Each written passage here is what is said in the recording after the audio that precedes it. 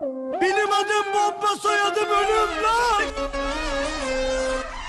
2014 Keşanlar Çatı Rekord İstanbul.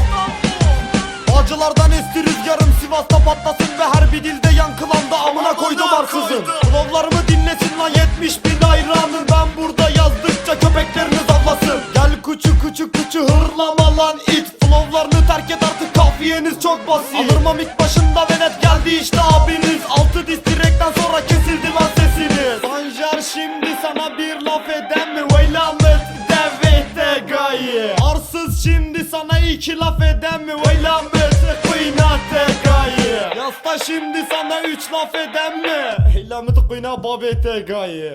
Ünlü olmuş avlıyorlar, sikim harbi ağrıdı. Benim tutuldu uy babu dadı. Her bir dilde farklı flow, şimdi geldi dinle keş. O senin baban mı la harbi denk beş. İsyankarmış adın artık geç. Ben yazıyorum abla kulübene yerleş. Kafan güzel klip çekiyorsun, inşaattan çıkmıyor. Neşti klip bir de geviş getiriyor. Sizin yaptığınız ritmi biz alay çekiyoruz. Bayağı bir sustum, açılın gel.